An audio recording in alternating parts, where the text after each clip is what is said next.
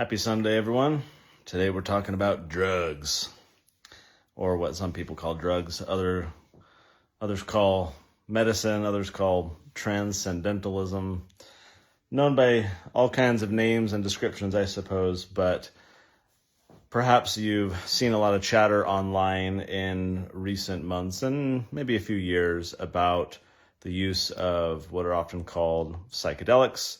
I prefer to call them psychotherapy drugs, but there's been a lot of newfound interest in this topic because knowledge that has been suppressed for decades, at least in the United States, is now being discovered anew by many people.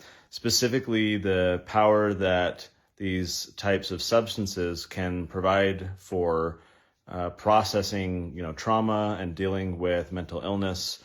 There's a lot of new research that's being done finally here in the United States. Organizations like MAPS, Multidisciplinary Association of Psychedelic Studies, I think is what they're called. But, there's been these groups funding and coordinating research. Johns Hopkins has been conducting a number of studies, as have other places as well, trying to... sorry, I just got a funny text. That there's been a lot of new research and interest for looking into this. And I think this is excellent because having just legalized medical cannabis in Utah a little while ago, we went through all this where we had so much research on our side. We had all this data and yet there was all this need. There were these people who were being criminalized for their use of cannabis, or who wanted to use it but couldn't because it was not legally permissible, and these individuals, largely members of our church, didn't want to quote unquote break the law, and therefore they denied themselves the opportunity to use cannabis. So we went through all that and we got the law fixed, and now basically anyone who has a medical need can obtain it and be spared all of the kind of criminal justice repercussions. So now as we turn our attention to psychedelics, things like psilocybin, or what are called magic mushrooms, or LSD, or ayahuasca, and there's DMT, there's all this newfound interest. And I think this is a really good thing. And I'm going to approach today's topic from, I guess, a couple different angles, but specifically, I want to look at a few scriptures that I think make a case to support the use of this stuff. If you're in Utah, perhaps you saw an interview that was done recently with Brad Daw, former legislator, who's now an active LDS bishop. And so the individual, Jimmy Rex, who interviewed him, was kind of highlighting the fact, oh, look, an active, LDS bishop who went and used ayahuasca, and now he's talking about it. And it caught a lot of attention because you would look at an issue like that and be like, wait, what? Why would an upstanding member of the church in a leadership position, no less, do something so crazy? And yet the more you look into this, the more you realize that this isn't crazy. What is crazy is that people have been denied access to these substances for a long time and have been steered down paths of pharmaceuticalization, right? Dependency and all kinds of messed up drugs that create all these other complications for people and often don't solve the problem. They are mere band-aids trying to kind of paper over the problem rather than uproot the problem itself. And so as you look into psychedelic drugs, as you look into the individuals who are using this for kind of a therapeutic purpose, what you're finding consistently is that so many of these individuals are not just addressing the symptoms of their mental illness, it's actually touching and removing or alleviating the underlying problems in a way that no other drug has been able to. And so you look at that and you think, my heavens, why have we been criminalizing this for so long? Something that actually helps. And you get into your big pharma conspiracies and all kinds of stuff if you want to, the kind of countercultural hippie movement and going after the stuff, Nixon trying to go after the blacks and the hippies as a way to preserve political power. And so now we have the war on drugs, like all these elements that add up together that have resulted in a cultural narrative that's kind of anti-drug and that these things should all be banned and they're all horrible for society, which is ludicrous because they are extremely beneficial for so many people. It is a travesty, an injustice of the highest order to tell someone to go use these pharmaceuticals that aren't going to deal with the underlying problem and to threaten prison time if they were to obtain and use, this substance, let's say psilocybin, that can actually alleviate and uproot the underlying problem. So, you look at someone like with treatment-resistant depression, TRD, and here's someone who's been on drugs of various kinds for decades. And the problem never goes away. And every day they're miserable, but they're just a little less miserable. But then they've got other symptoms and side effects from the medication too.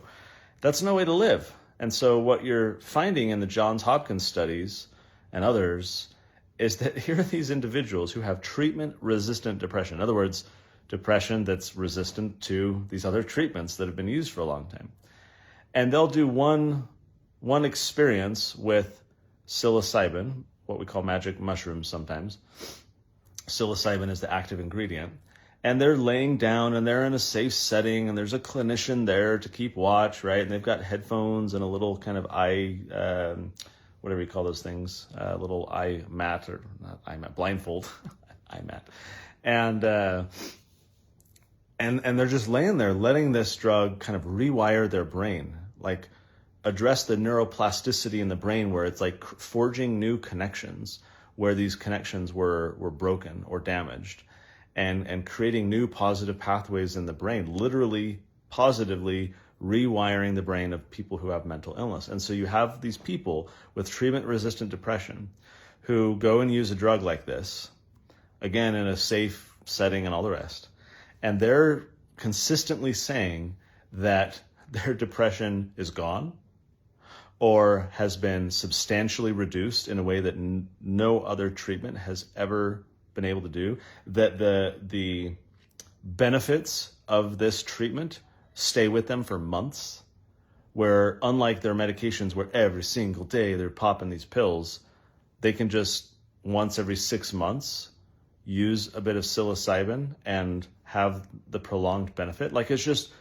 phenomenally transformative, the power and potential that these types of substances have.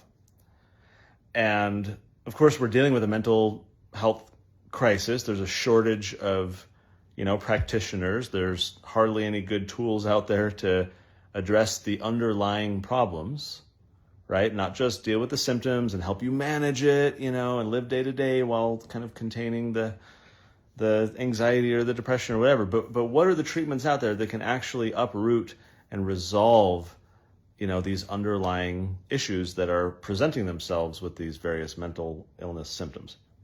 And I'm not suggesting that psychedelic drugs is the answer, but it is definitely an answer, and a very powerful one, it appears, from the clinical trials and the studies that are being done, let alone all of the anecdotal evidence that exists, of which there's a substantial amount. What's very odd to me is that in the past year or two, as a result of my kind of looking into this, learning more, is that I think I know more people who have used psychedelic substances than I have cannabis, which is just mind-boggling to me, because I thought, everyone's out there using weed and blah, blah, blah, right? But like, here you've got all these people who are dealing with trauma and anxiety and depression, or pursuing it, as we'll get into for a moment here, for this kind of transcendental, mystical aspect. And I know way more people who are using this stuff. And as with cannabis in years past, these people are subject to all kinds of criminal consequences if they were caught, because this is an illegal drug, and or these drugs are all illegal. So there's a variety of ways to kind of tackle a topic like this, and the first one I want to share is kind of the Mormon angle, sharing a few scriptures that maybe tangentially or directly touch on a topic like this that I have found kind of curious in my own research and thinking about this. So let's start with a word of wisdom, right? Because we like to present ourselves as those 1950s Mitt Romney, straight edge, clean cut, squeaky clean, Peter Priesthood types that would never touch illegal substances. And the conventional interpretation of the word of wisdom, as I've shared on a past musing where we delve way into the topic, is that, right, no coffee, no tea, no smoking, and no hard drugs. And of course, when you read the Doctrine and Covenants, that's not really what it says. I'm not going to go down that path since we did a previous musing on it. But point is, the word of wisdom doesn't really say or imply what many people believe it actually does. So I remember this particular verse fondly because there was an individual who supported our effort to legalize medical cannabis in Utah who took this verse and threw it up on a billboard in Salt Lake City at the height of the kind of campaign effort to basically remind all the Mormons, hey, maybe this stuff ain't so bad after all. And here's the verse. It's D&C 89:10. And again, verily I say unto you, all wholesome herbs God hath ordained for the constitution, nature, and use of man. Okay, so then you say, well, wait a minute. What does this mean? An herb, because cannabis is not an herb. For fun, I'm actually doing this on the fly. I didn't prepare this. I'm going to Noah Webster's 1828 dictionary, a phenomenal resource for trying to understand what words meant at the time of, the founding fathers, the early church leaders, and so forth, rather than our kind of conventional definitions. Maybe we'll find something here, maybe not. I'm going to read, there's two definitions here for herb. Again, I'm just doing this on the fly. First definition, a plant or vegetable with a soft or succulent stalk or stem, which dies to the root every year, and is thus distinguished from a tree and a shrub, which have ligneous or hard woody stems. So cannabis is an herb. According to the Lord's use of the term, basically like a few years later, this was the understanding of herb. Today, I think it means something different. Like if I search for herb here on the fly, let's look at a modern definition. A plant whose stem does not produce woody, persistent tissue and generally dies back at the end of each growing season. Okay, basically a different way of saying the same thing. Guess I'm correcting myself here. I feel like herbs are kind of the, what you buy at the grocery store to like spice up your food. Here's definition number 2.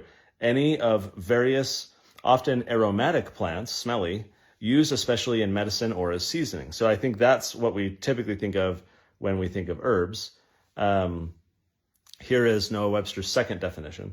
In the Linnaean botany, that part of a vegetable which springs from the root and is terminated by the fructification, including the stem or stalk, leaves, blah, blah, blah, blah, blah. Okay, that's irrelevant. So back in the day, herb did not at all mean the kind of aromatic, spicy little plants that we think of today. Its only primary definition is the one that I guess persists today, and that is, a plant that doesn't have this kind of woody stem that lets it survive from year to year. Okay, so going back to our Doctrine and Covenants 89, all wholesome herbs God hath ordained for the constitution, nature, and use of man. So is something like cannabis or is a mushroom an herb? I guess if we go by the precise definition, a plant or a vegetable with a soft or succulent stalk or stem, which dies to the root every year. My understanding is that mushrooms have a soft stem. I'm not what would you call it, a horticulturist or something? I'm not an expert here on plants, but it's a plant with a soft stem, which dies to the root every year, and mushrooms don't survive year over year, and is thus distinguished from a tree or a shrub, which have hard woody stems. So my understanding, reading on the fly without any kind of supplemental analysis or learning here, is that the Doctrine and Covenants, the word of wisdom, this verse that I'm reading does apply to cannabis, and it does apply to something like mushrooms. Therefore, one could conclude that this verse covers those if we believe that they are wholesome. All wholesome herbs God hath ordained for the constitution, nature, and use of man. Now, I felt during our campaign a few years ago that cannabis and cannabis is actually a psychedelic drug, so it's germane to our discussion here today. But did you know that your body has what are called endocannabinoid receptors, and that it produces endocannabinoids, basically the components of the cannabis plant that cause psychoactivity, that make you high, right? Your body is naturally producing those, and it has receptors in the body to kind of respond directly to those types of molecules. And so the cannabis plant actually is kind of a supplement to what the natural body does. What we would often talk about during the campaign is that it was a form of regulating what was dysregulated internally in your body. If your body's out of whack and it doesn't have the right endocannabinoids that it needs, whatever, right, that the ingestion of that plant can restore balance, and then based on verse 10, make you whole in a sense, right? Even if for a moment or whatever, right? We felt that is the meets the definition of a wholesome plant or herb, because it's helping make you more whole. Your body is deficient in the cannabinoids that it needs, and so the ingestion of an oil or whatever form can make you more whole. So I always felt like, hey, word of wisdom is A-okay with cannabis because God hath ordained it for the constitution, in other words, constituting your body in good health, the constitution, nature, and use of man. I might argue that the same thing applies with mushrooms, with magic mushrooms, psilocybin, right? Making you whole mentally and physically, everything's connected. So there's one verse that's relevant perhaps. And I just learned that about herbs on the fly. I guess I still always felt like this was applying to things and that it was a stretch for cannabis, but when you go in and read that definition, it's a very expansive or generous definition. All right, two more verses, one in the Doctrine and Covenants and one in the Book of Mormon. I'm going to go to the Book of Mormon first. This comes to us in Alma 46. This is the chapter with the title of Liberty, and Captain Moroni is rallying people to defend their religion. The true believers get called Christians by their by the people attacking them, by their enemies, but they adopt it themselves as a label, which is exactly how it happened with Mormons, and now for some reason we've shunned the term. And by we, I mean other people, because I have not. But anyways, I digress. Alma 46, verse 40. Okay, so this is towards the end of the chapter. It's talking about that there's peace in the land, and Helaman's going around and kind of getting the church in order. And then it talks about death. It talks about all these people dying. And in verse 40, it says something interesting. And there were some who died with fevers, which at some seasons of the year were very frequent in the land. But not so much so with fevers, because of the excellent qualities of the many plants and roots which God had prepared to remove the cause of diseases, to which men were subject by the nature of the climate. So they've got this problem going on. They've got disease, right? They have this disease going around, these fevers. What is disease? It is not being whole, not being wholesome. Dis-ease means you're not at ease. You're not whole. There's some kind of problem. You're out of equilibrium, or your constitution is out of whack. And so it says here that God prepared plants and roots, we might say herbs. God had prepared them to remove the cause of diseases. When you go learn from like these medicine men, right? These traditions that have been passed down, the knowledge of all these plants, which I totally lack, but I'm very impressed by. You see that, Western culture has really gone towards the pharmaceuticalization of everything, and yet nature is medicine in so many ways that there are these plants and roots that God has prepared to remove the cause of diseases. Now that's really interesting to me, because so much of the pharmaceuticals that are used today are not, quote unquote, as I'm reading here from verse 40, removing the cause of diseases. So often they are simply treating the symptoms. So we're relying on what we might say is the arm of flesh, the ingenuity of man to come up with these molecules, put them in a pill, to treat the symptoms of our problems. But so often these medications are not removing the cause of the diseases. And yet here we're reading in the Book of Mormon that God has prepared plants and roots to remove the cause of dis-ease. When we are not at ease, when we are not whole, God has prepared wholesome herbs. When our constitution is out of whack, he's prepared plants to realign our constitution, the constitution of our bodies. So, God is the ultimate doctor. And how foolish must we look if not only are we not using the medicines that he has created, but that we're banning other people from doing so by threatening to lock them in a cage or kill them if they use the many plants and roots which God has prepared to remove the cause of diseases. I find that verse really interesting. Really just emphasizing, I guess, two things. Number one is that God has created all these kind of different herbs, plants to help us, and that it's not about managing symptoms. It is about removing the cause of diseases. I found that really interesting. Okay, final verse. D&C 59, 17 through 20. This is Jackson County, 1831. They consecrated the land. And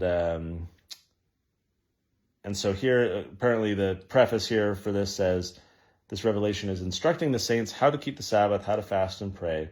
But the verses I want to point out are 17 through 20. Yea, and the herb, again, broadly meaning all these plants, the herb and the good things which come of the earth, whether for food or for raiment, which is clothing, for houses, for barns, for orchards, for gardens, for vineyards, yea, all things which come of the earth in the season thereof are made for the benefit and the use of man, both to please the eye and to gladden the heart, for food, for raiment, for taste and for smell, to strengthen the body and to enliven the soul. And it pleaseth God that he hath given all these things unto man, for unto this end were they made to be used, with judgment, not to excess, neither by extortion. I want to look up extortion because I know what it means in kind of the modern criminal sense. All right, here's extortion in the 1828 dictionary. The act or practice of wresting anything from a person by force, duress, menaces, authority, or by any undue exercise of power, an illegal exaction, an illegal compulsion to pay money, which is, this is kind of still the definition today. Force or illegal compulsion by which anything is taken from a person. All right, so what does that mean? God has given us all these things, for unto this end were they made to be used, with judgment, not to excess, neither by extortion. Okay, I'll have to sit with that for a bit and try and speculate as to why the word extortion would be used there. How are we forcing other people to give us these things or to take them? Or I don't know. I'll have to ponder that a bit more. Maybe we'll muse later about it. But here it's saying, God has given you these things to use them. We're supposed to use them, right? With judgment. We're supposed to be prudent about this, not go crazy. I mean, did you know that Elder Talmage used hashish? He basically used marijuana. He was doing his own study. I believe it was when he was working on Jesus the Christ. He's an apostle, and he's using these drugs, self-experimentation and recording in a journal his experiences, right? He was doing so with judgment. He was doing so cautiously with the intent to study, right? God wants us to use these things with judgment, not to excess, which I take to mean not recreationally, not for a high, not for any benefit that isn't actually needed, right? You're supposed to treat these things with respect. God has given them to us, neither by extortion. We'll set that aside for later. Okay, and then it also says in verse 19, among all the reasons why God has given us these things, food, clothing, buildings, to gladden our heart, which I find really interesting, to please the eye, right? Flowers and all kinds of stuff, but to strengthen the body and to enliven the soul. So you think about someone with mental illness, their soul, I would say, is quite the opposite of alive, right? It feels like it's dying, like a piece of you is just dead or dying.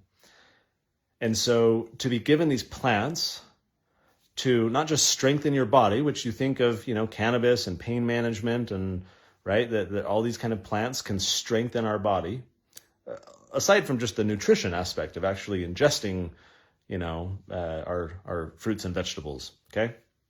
So strengthening the body, but enliven the soul. That's a really interesting term.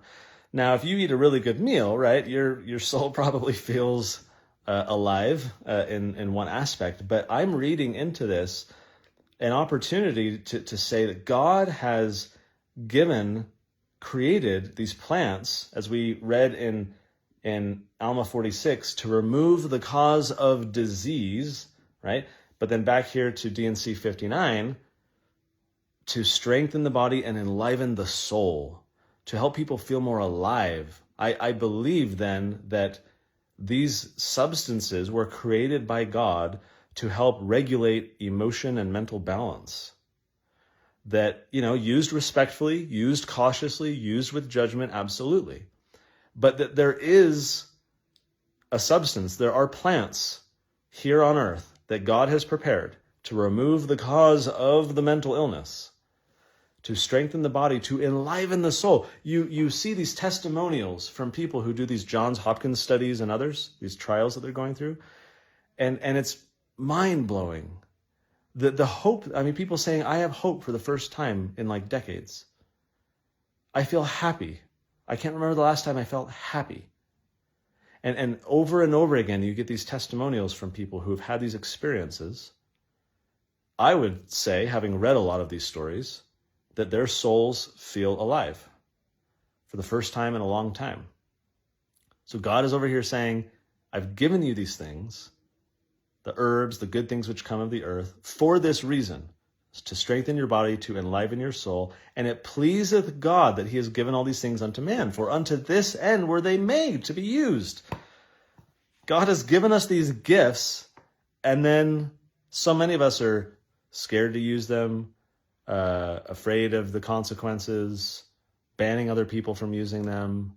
We think they're, part of this hippie drug culture, whatever, right? And that's a problem, because God is, I believe, saying, these are among the many things that I've created on the earth that can be beneficial to man, to regulate your constitution, to be wholesome, right? To be used for the benefit and use of man, in verse 18, strengthen the body and enliven the soul. And we are being, I think, slothful servants or ungrateful children to not be availing ourselves of things, to instead be relying on the arm of flesh, to listen to the doctor, pop the pills, treat the symptoms, and not try and go after the cause of the disease. I find that super interesting. Now, I say this as someone who, has not had any of these like journeys. I've not, done any of these substances to try and deal with any mental illness. Mine is an outsider perspective, talking to a ton of people who have done so, and then far more stories and studies that talk about other people's experiences as I have learned about this.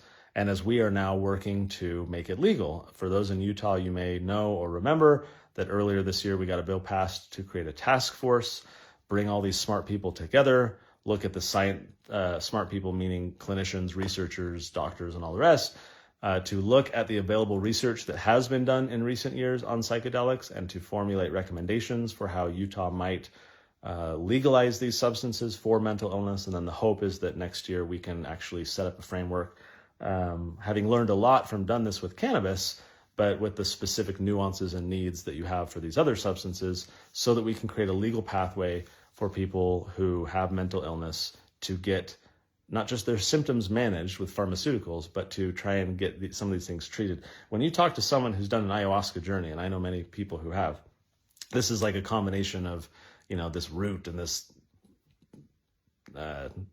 leaves or something. Like there's these two things that you mix together and it creates this nasty drink, and you drink it, and it comes from kind of the Amazon, these old shaman and medicine men who kind of have this, and these people have these trips, these huge reactions, these journeys that they go on, and when you talk to them, it's very common to hear them say things like, "I just did like 10 years of therapy in a week." That the experience that it puts you through, this uprooting of the trauma and the illness, the mental illness in your mind, that it's restoring those pathways, and you're seeing things and you're experiencing, feeling things and unpacking things. I had a good friend of mine who used psilocybin with his girlfriend at the time, serious girlfriend, and they both had their own kind of trauma and whatever, and they did psilocybin together in this safe setting that they had created. And the way he described it to me was, it's like the trauma that was inside him, bogging him down, weighing him down, clouding his mind, affecting everything. He said when he was in the middle of this experience, it was like he could take a box out of his chest, like separate this box that within it had all of the trauma. and he could externalize it. He had this sensation or experience where he could visualize this, and so he pulled it out of himself, and he looked at this in front of him, and kind of analyzing it, and interesting, and then he just tossed it to the side. And it was that experience that when he came off of the drug and regained whatever normal consciousness, he had processed what he needed to.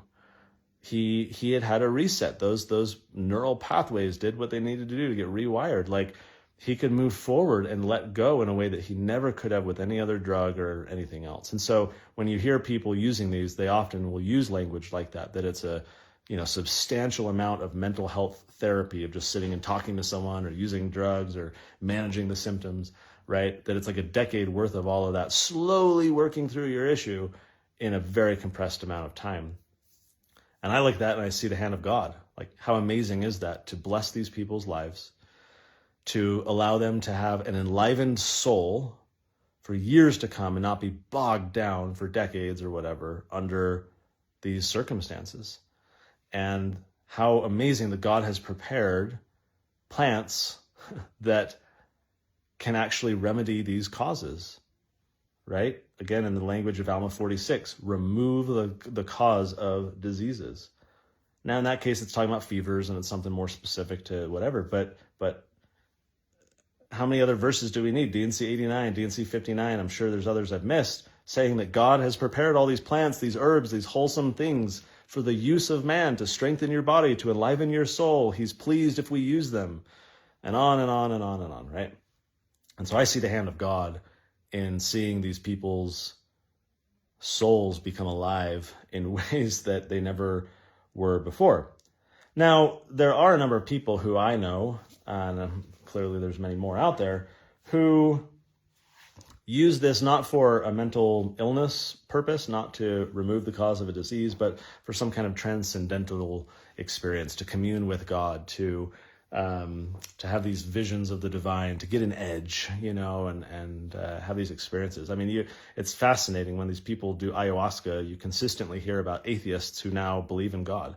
I've heard it, I can't remember how many times now, from various people who have been in groups where there was an atheist or someone who himself no longer believed in God, and then he goes to use ayahuasca, and now suddenly he believes in God again.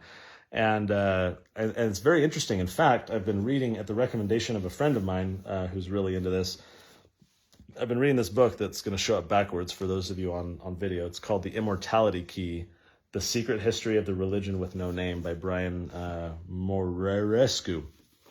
I just butchered that. And this is a really, I disagree with some things in here, and there's some kind of claims that I kind of like, whatever.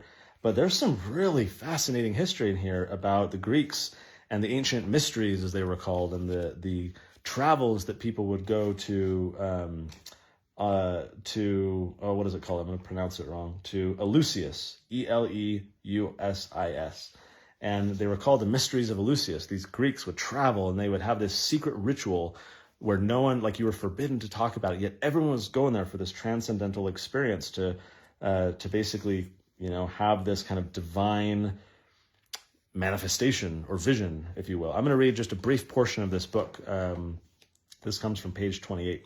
If you were taught a cartoonish version of Greek mythology in high school, or even earlier, that's when the confusion may have begun. You were probably left wondering how the people who not only gave us the word skepticism, from the Greek skeptomai, meaning to look about carefully, but actually practice what they preached, could possibly believe in fairy tales. Zeus in charge of lightning? Poseidon rules the seas? Everything evil came from Pandora's box? If the Greeks seemed too sensible for such things, it's because they were. Let's give credit where credit is due. Like some cultural Big Bang, all the greatest hits suddenly burst on the scene some 2,500 years ago. Where there was chaos, the ancient Greeks gave us meaning through history, civics, and ethics. Where there was superstition, they created the first scientific disciplines like physics, biology, and mathematics. Their stadiums and theaters became our sports and entertainment industries. They codified law, medicine, and finance, and laid the groundwork for the technology that consumes our life. The word technology itself comes from the Greek techna, meaning skill, cunning, or handiwork.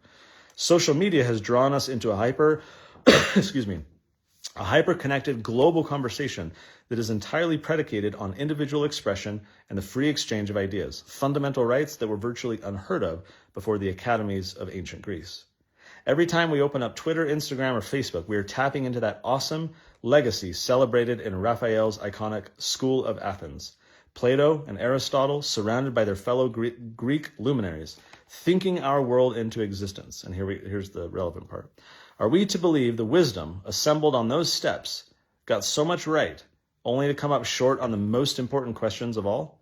Why are we here? What happens when we die? What's the point of it all? By and large, animal slaughter, endless libations, and formulaic prayers were the kinds of things that seemed to please the 12 gods on Mount Olympus and keep disaster at bay. And for many ancient Greeks, that was religion. But it didn't answer the big questions. For the level of brilliance on display in the School of Athens, bloody sacrifices to imaginary gods on far-flung hilltops wouldn't quite do the job. That's where the Mysteries of Ellucius came in. Just one of the many so-called mystery religions that fascinated the Mediterranean mind in the old days. For those curious souls in need of a little more substance and a little less nonsense, ancient Greece had a full menu of spiritual alternatives that proved more satisfying than the traditional fare. At the core of the mystery religions was an immediate or mystical encounter with the divine, involving an approach to death and a return to life. Like the mystics that would infiltrate Christianity, Judaism, and Islam in the millennia to come, the Greeks knew the ancient secret of dying before dying. However this one-on-one meeting with God was engineered, it's what Aristotle meant by the initiates descending on Ellucius not to learn something, but to experience something. Those inquisitive, cynical Greeks were after bona fide evidence, proof of the hereafter. They would never blindly settle for empty promises of a future life among the heavens. They had to peek behind the curtain to see for themselves whether there was any truth to the matter. For them and for us, how could authentic religion be anything less? So I'm going to pause briefly. He talks kind of throughout the book how modern Christianity has become very monotonous, very uninspiring, very boring, you might say. I think I shared some of those criticisms. And he talks about how kind of early religions were far more mystical. And I think the same is true in a lot of ways of the restored church of Jesus Christ today. And that by corporatizing and commoditizing and homogenizing everything, it turns it into this kind of, rote experience that deprives people of these kind of more mystical experiences that a lot of these early Greeks were flocking to Ellucius to experience. And I'll mention a little bit more of that in just a second. To conclude this portion, he's talking about how this transitions from the Greeks. As one empire replaced another, the value of that experience was not lost on the Romans, who adopted the Greek temple in Ellucius as their own. Cicero, the great orator and statesman of the 1st century BC, recorded this take for posterity, and here's where I will end. This is from Cicero. For it appears to me that among the many exceptional and divine things your Athens has produced and contributed to human life, nothing is better than those mysteries. For by means of them, we have been transformed from a rough and savage way of life to the state of humanity and have been civilized. Just as they are called initiations, so in actual fact, we have learned from them the fundamentals of life and have grasped the basis not only for living with joy, but also for dying with a better hope. Now, this book talks about a lot of the archaeological evidence at the location of what was then called Ellucius, and they've identified hallucinogens in the kind of various cups and bowls that were being used, the mortars and pestle type things that were being used to prepare the sacrament or the kind of experience that they would go ingest.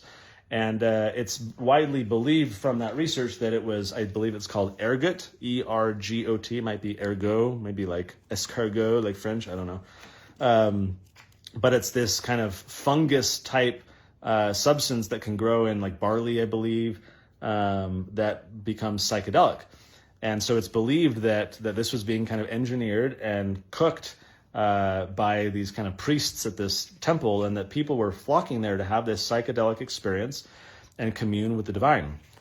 And then in doing so, it was answering a lot of these deep questions for people. I find it also very interesting that one of the modern uses for psychedelics from a mental illness perspective is for people who are dying. terminal cancer patients, for example. Some of the studies have been very specific on that these people who have a high level of anxiety about their impending death will, after using just one, one, whatever you call it, having one experience with these drugs, one single use, that they come to terms with their own mortality and their own humanity, and they are at peace with death. And they love, and they see kind of the grand vision in it all, and the broader purpose, and consistently will have the comfort and the support that they need as they pass through their final days. Very fascinating. And so too here with Cicero and others talking about how anciently it was giving these people meaning of life, meaning of death, and kind of understanding this more. This was another quote I found interesting off of page 8. A God that erases depression and anxiety like a comic surgeon, obliterates the fear of death, and sends a shockwave of love through your fragile heart, is a God that lives in high definition. And so where God here is telling us that he's prepared plants in Alma 46 to remove the cause of diseases, and then here in this book describing God as a cosmic surgeon to erase depression and anxiety, I just find super interesting. So the overall book is very curious, kind of learning about some of this historical stuff.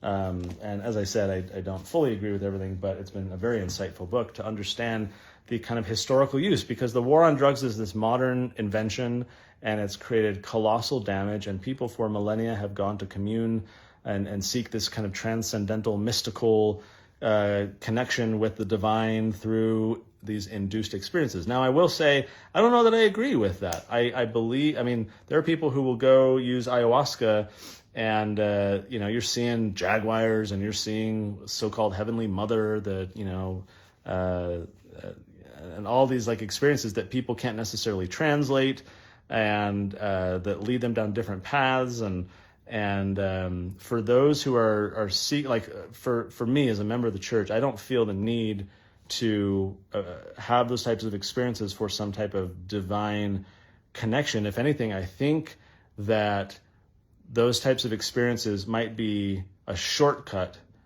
to spiritual insight that can rob us of the experience in getting there ourselves, right? It's a dangerous shortcut to produce an end that we want, but oftentimes the benefit that we get is from the journey and not the destination. That our effort to strengthen our spirituality and become more like Christ is a product of many choices, not just drinking a beverage and laying back to have an experience. So I feel like it's that growth experience that's needed for spiritual insight. And if we try and take shortcuts, we may have experiences we're not ready for. We may go down paths that we, should not have gone down. And so I don't think it's proper or beneficial for that purpose. Personally, I think that there are, I think it's a shortcut that for people who don't want to put in the work and don't want to, who are impatient for developing themselves and they just want the outcome. So maybe in some cases the outcome is beneficial and they do it, as best as they can or whatever. But I don't think that that's as appropriate as the medicinal mental health benefits that these substances can produce. And I think there's a very solid Mormon case for using them, notwithstanding the conventional interpretation of the word of wisdom or the modern church's very odd reliance on the government to be the arbiter of what is appropriate and not. I've said this in a past musing, but outsourcing what is okay or not okay to ingest to a group of politicians who will vote to determine by majority vote what is verboten and what is not, what you're allowed to ingest and what you're not, I think is a ridiculous position for a church to take. When God himself has said, I have prepared all these things for you. I want you to use them. It pleases me to use them. Strengthen your bodies, enliven your souls. What was the other one? Something about happiness. Gladden the heart. Please your eye. Right? And I don't know. Verse 21, I didn't read this. And in nothing doth man offend God, or against none is his wrath kindled, save those who confess not his hand in all things and obey not his commandments. God has given us these things. He's not necessarily commanded us to use them per se, but he's given us these things. Are we confessing his hand in being the best doctor there is? Are we turning to the arm of flesh and the pharmaceuticals and papering over the problems and just dealing with the symptoms? Or can we rely more on what God has prepared for us to remove, is pulling it up to make sure I say it right, to remove the cause of diseases? Very fascinating to me. Again, I know very little about overall, like, plant medicine men, all these little roots and herbs, and I think we've lost a lot of that in our society. And what's very interesting to me is the preface of D&C 89, the Word of Wisdom. Verily, thus, this verse 4, verily thus saith the Lord unto you, in consequence of evils and designs, which do and will exist in the hearts of conspiring men in the last days, I have warned you and forewarned you by giving unto you this word of wisdom by revelation. And just a few verses later, he says, all wholesome herbs God hath ordained for the constitution, nature, and use of man. So clearly there's other verses and implications in the Doctrine and Covenants, but here, separated by 5 verses, God is saying, I've given you this revelation because of evil designs that will exist, that did then exist and would in the future, today, exist in the hearts of conspiring men. So I've warned you by telling you, among other things, that all wholesome herbs I've ordained, I, God, have ordained for the constitution, nature, and use of man. Are we listening? Is that weird to rely on, plants and roots? And I don't know, man, that's interesting to me. Maybe I'll go pull up some documentaries and go learn more about medicine men and all the knowledge that their ancestors had passed down that we've lost because we trust the arm of flesh in a white lab coat. And maybe they're among the conspiring men, the evils, the designs, right? That's a very interesting word. So again, I don't think psychedelics are the answer. And I say this as an observer. I'm not, like with cannabis, I had never used cannabis before. I was just the person to say we shouldn't throw people in jail for trying to improve their health. Patients, not criminals. And so too with psychedelics. My role here as an outsider is to say, let's fix the law. Let's allow these people to use what God has prepared for them to be able to use and not threaten jail time or taking their kids away from them if they use it. How ridiculous is that? Let's fix it. So that's what we're trying to do on the political side. But on the religious side, I see all this evidence for God saying, I've given you this stuff, use it with judgment, but use it. And I don't know, it's interesting. So maybe someday I'll need to use it. Maybe you need to today or in the future, but I'd love to get the law fixed. I'd love to have people not have that threat hanging over them so that if they need to avail themselves of what God has prepared for them, that they have the option to do so. And as a member of the Church of Jesus Christ of Latter-day Saints, I feel completely theologically justified in trying to make this happen because I don't believe our health decisions should be outsourced to people whose sole claim to authority is that they won a popularity contest. I believe our morality and ethical-based decisions should be individual, and we should be accountable to ourselves. And whether we want to ingest this stuff or not is up to us, again, to use with judgment. To give thanks to God for preparing all these things. How amazing is that, right? That nature is this medicine cabinet and there's all this untapped potential that we've lost. Makes me so curious. And maybe there's something to all the essential oil people out there who are distilling the essence of all these plants into these oils. And maybe that's why. I don't know. I've always kind of poked fun at all the essential oils people, but maybe they're onto something. And maybe I've got a lot to learn. So I hope you guys have a good Sunday. We'll catch you next week. And have a great week. See ya.